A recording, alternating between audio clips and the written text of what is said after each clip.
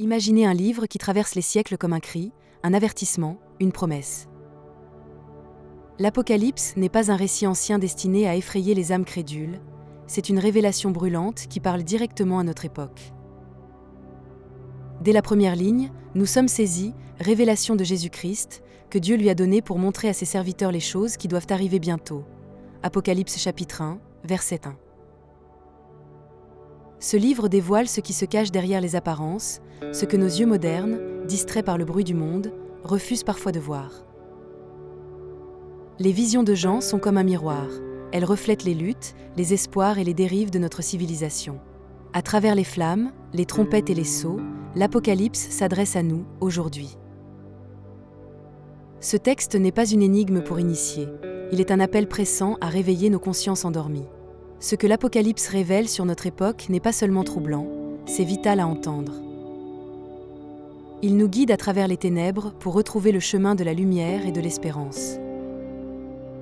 L'Apocalypse décrit des fléaux et des tribulations, guerre, famine, fléaux, bouleversements cosmiques. L'Apocalypse chapitre 6, verset 8 évoque un cheval pâle. Celui qui le montait se nommait la mort, et le séjour des morts l'accompagnait.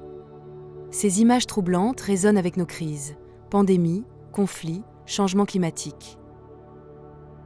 Ces cavaliers sont les symboles des épreuves de notre humanité. Pourtant, ce n'est pas une condamnation, mais un appel à la vigilance et à la transformation. Ces signes nous poussent à nous interroger. Que construisons-nous ensemble pour demain ? L'Apocalypse nous avertit contre les dérives des pouvoirs humains. L'Apocalypse chapitre 13, verset 7 parle de la bête à qui il fut donné autorité sur toute tribu, peuple, langue et nation.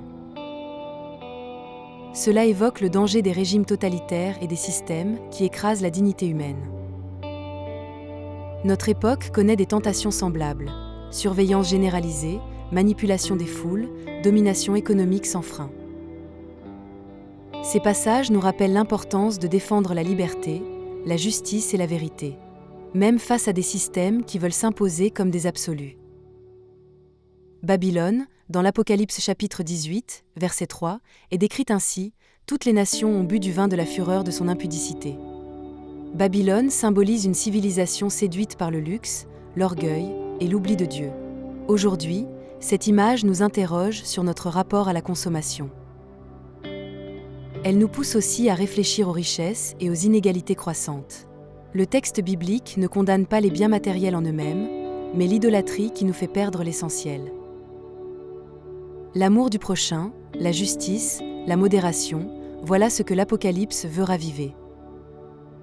L'Apocalypse chapitre 13, verset 14 mentionne ceux qui séduisent les habitants de la terre par les signes qui lui furent donnés de faire.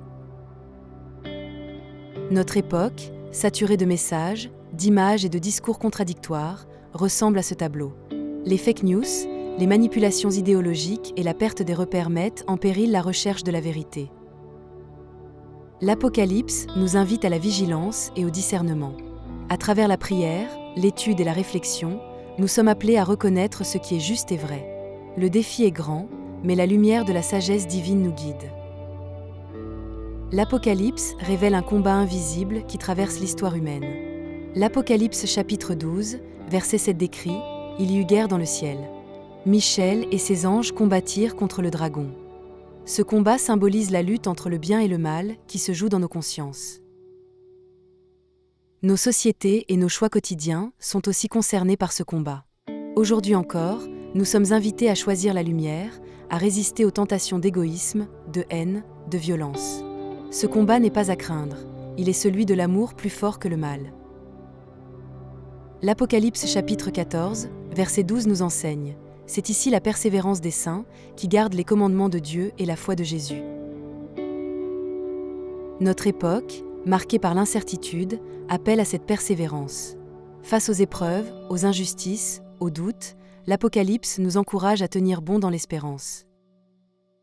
La fidélité au bien, à la vérité et à l'amour est un chemin exigeant, mais porteur de paix intérieure. Les justes sont invités à témoigner, même dans l'adversité, que la lumière l'emporte toujours. La force vient de la foi, et elle se renouvelle chaque jour.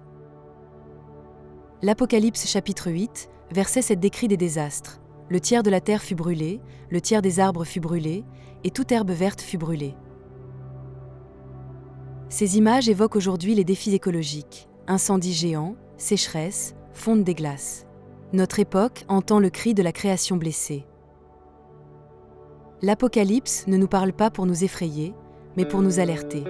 Il est encore temps de changer, de protéger notre maison commune, de vivre en harmonie avec la nature. Ce message nous invite à la responsabilité écologique et spirituelle. Dans l'Apocalypse chapitre 7, verset 3, un ange dit « Ne faites point de mal à la terre, ni à la mer, ni aux arbres, jusqu'à ce que nous ayons marqué du sceau le front des serviteurs de notre Dieu. » Le sceau symbolise la protection divine. Même au milieu des épreuves, Dieu veille sur ceux qui cherchent la justice. Ce signe de fidélité nous rappelle que nous ne sommes pas abandonnés. Notre époque a soif de cette assurance. Dans la tourmente, il existe une force de bienveillance et de paix. Elle nous soutient dans nos engagements quotidiens. L'Apocalypse chapitre 22, verset 20 proclame « Oui, je viens bientôt ». Cette promesse du retour du Christ nourrit l'espérance chrétienne. Dans un monde troublé, ce message résonne comme un appel à ne pas désespérer. Le retour du Christ, ce n'est pas la destruction finale, mais l'avènement d'un règne de paix, de justice et de vie. Cette espérance éclaire notre époque. Elle nous pousse à œuvrer dès aujourd'hui pour ce royaume d'amour. Elle renouvelle notre regard sur l'avenir. L'Apocalypse chapitre 20, verset 12 évoque « Les morts furent jugés selon leurs œuvres, d'après ce qui était écrit dans les livres. » Le jugement dernier n'est pas une menace, mais un appel à la responsabilité. Il nous rappelle que nos actes comptent, que nos choix façonnent le monde. Aujourd'hui, où l'individualisme prévaut souvent, ce message invite à une éthique exigeante. Servir le bien commun, agir avec droiture, vivre en solidarité, telles sont les voies à suivre. L'Apocalypse nous aide à en mesurer l'enjeu. L'Apocalypse chapitre 17, verset 14 affirme « L'agneau les vaincra, parce qu'il est le Seigneur des seigneurs et le Roi des rois. » L'agneau, symbole du Christ, nous montre une victoire par l'amour et le don de soi, et non par la violence. Dans un monde marqué par les conflits, cette image nous enseigne un autre chemin. Celui du pardon, du dialogue, de la paix, que l'Apocalypse met en lumière. L'Apocalypse nous révèle que l'amour humble et patient est plus fort que la haine. Cette force douce transforme les cœurs et les peuples.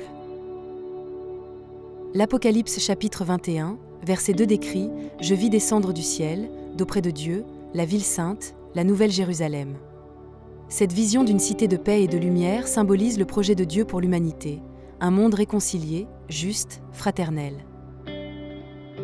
Aujourd'hui, cette image nous pousse à bâtir des ponts, à rêver d'un avenir commun. Elle invite les croyants et les personnes de bonne volonté à œuvrer pour une civilisation de l'amour. Cet appel rejoint le cœur de chacun. Les trompettes de l'Apocalypse sont des appels à la conversion. L'Apocalypse chapitre 9, verset 20 note « Les autres hommes, qui ne furent pas tués par ces fléaux, ne se repentirent pas des œuvres de leurs mains. » Notre époque doit entendre ces avertissements. Nos modes de vie, nos injustices, nos indifférences ont des conséquences. Les trompettes ne sont pas des condamnations, mais des appels pressants à changer nos cœurs et nos actes. Il en va de notre avenir commun. L'Apocalypse, malgré ces images terribles, est traversé par des chants de louanges. L'Apocalypse chapitre 19, verset 6 proclame « Alléluia » car le Seigneur notre Dieu Tout-Puissant est entré dans son règne.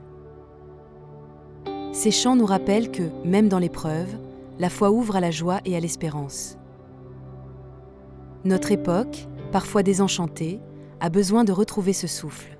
Reconnaître la beauté du monde, rendre grâce pour les petites victoires du bien, voilà ce que l'Apocalypse inspire. La louange est une force pour avancer. L'Apocalypse se conclut par une invitation touchante, que celui qui a soif vienne, que celui qui veut prenne de l'eau de la vie, gratuitement, Apocalypse chapitre 22, verset 17. Ce dernier appel résume le cœur du message. Dieu offre la vie, l'espérance, la paix à tous ceux qui veulent bien l'accueillir. Notre époque troublée peut entendre cette invitation comme un chemin de renaissance.